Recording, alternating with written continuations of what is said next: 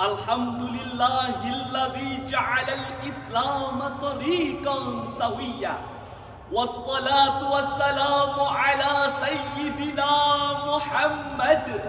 Kana sadiqal wa'di wa kana rasulan nabiyya wa ala alihi wa ashabihi alladhina yuhsinuna islamahum wa lam yaf'alu sayyi'an fariyya.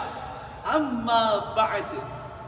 Dewan Hakim yang arif lagi bijaksana, hadirin sebangsa dan setanah air yang kami banggakan. Pemimpin generasi milenial saat ini mempunyai tantangan yang berat di tengah negara yang demokrat.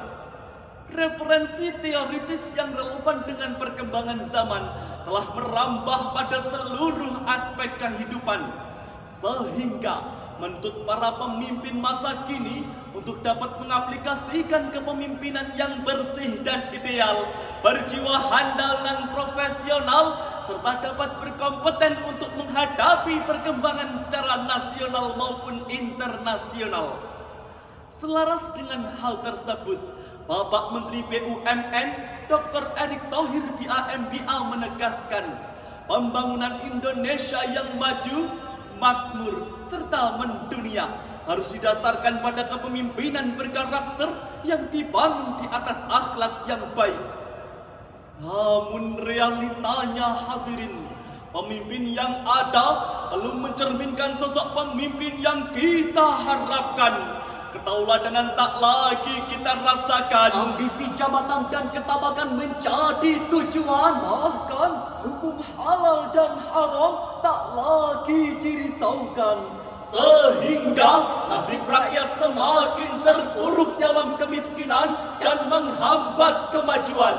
Betul hadirin? Lantas hadirin, bagaimana nasib bangsa kita ke depannya jika para pemimpinnya semakin acuh terhadap kualitas bangsanya? Oleh karena itu, pada kesempatan yang penuh ukhuwah ini, perkenankanlah kami menyampaikan syarahan Al-Quran yang bertajuk Karakter dan Akhlak Pemimpin Ideal di Era Milenial. Sebagai rujukannya, Al-Quran Surah Al-Anbiya ayat 73 sebagai berikut. A'udzu billahi minasy syaithanir rajim.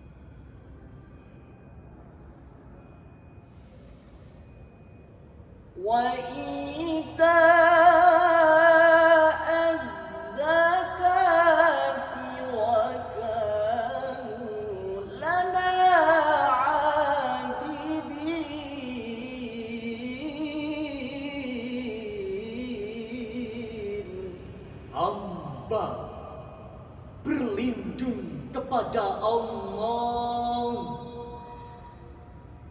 dari usikan setan yang terkutuk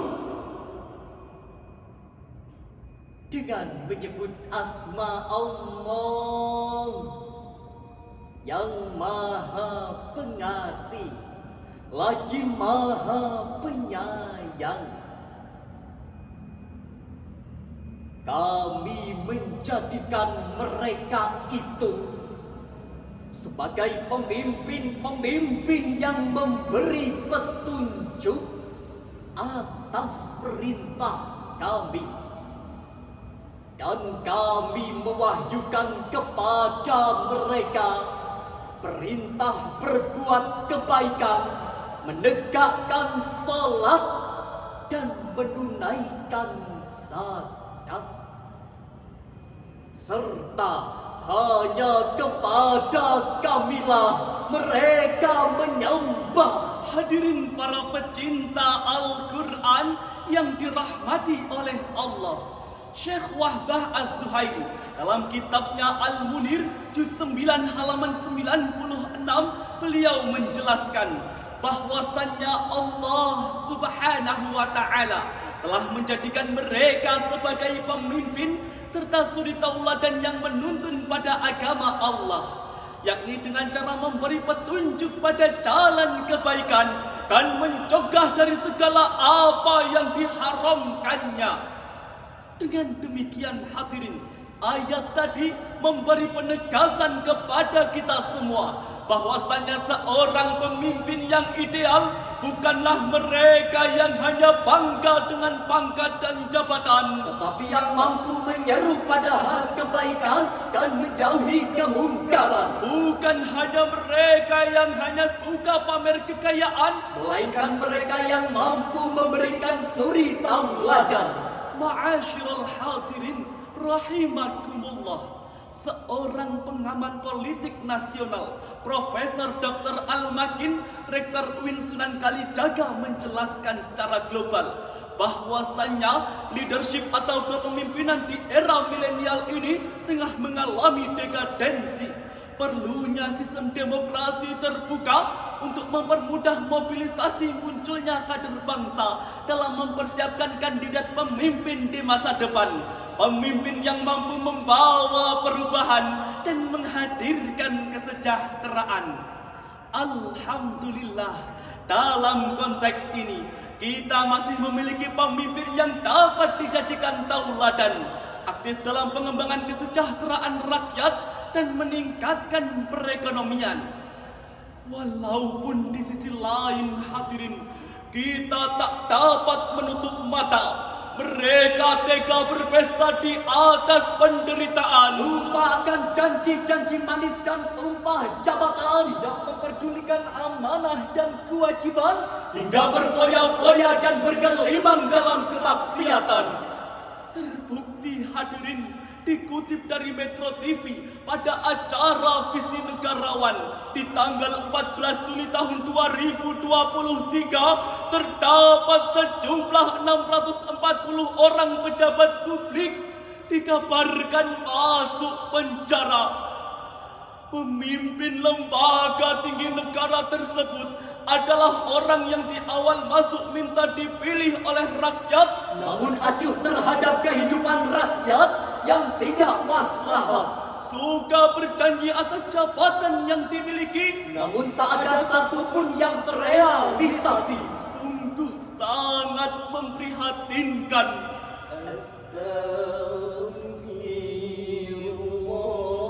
Wahai para pemimpin bangsa yang bermahkotakan dusta, apakah janji-janji manismu akan menjadi nyata? Engkau tega berpesta, sedangkan rakyatmu sengsara.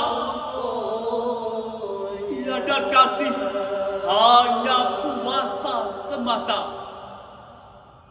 Kemudian timbul pertanyaan, Bagaimanakah sosok pemimpin yang ideal menurut pandangan Islam?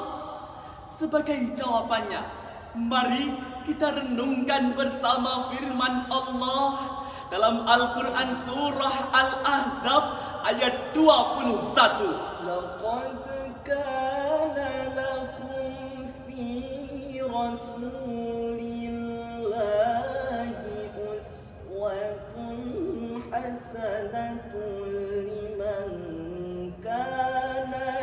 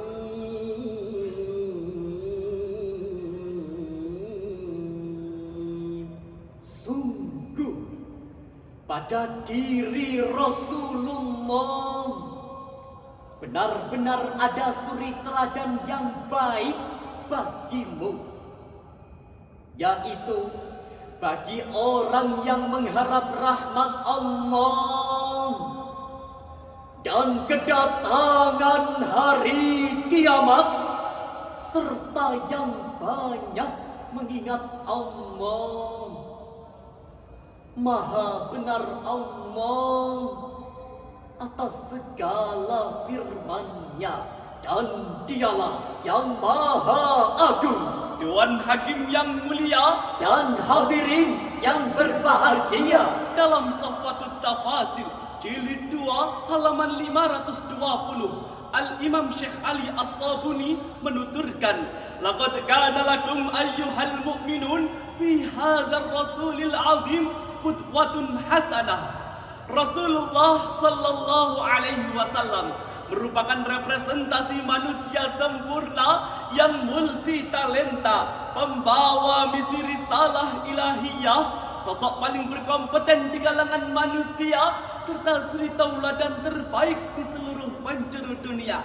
Bahkan Michael H. Hart dalam bukunya The 100 menetapkan Rasulullah sallallahu alaihi wasallam pada urutan pertama sebagai sosok paling berpengaruh di sepanjang sejarah peradaban manusia.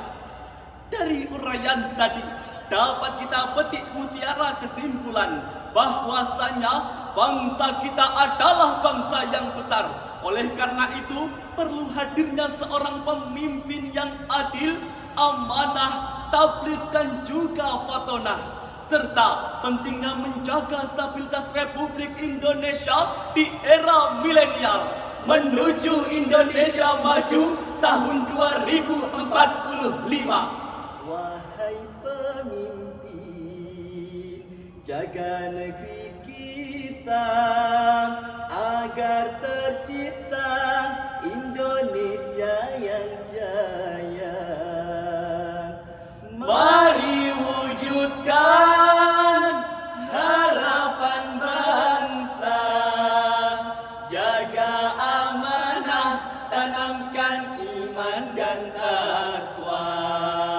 Jaga amanah, tanamkan iman dan takwa. Demikianlah yang dapat kami sampaikan, kurang lebihnya mohon dimaafkan. Wal afu minkum, tsumma assalamu alaikum warahmatullahi wabarakatuh.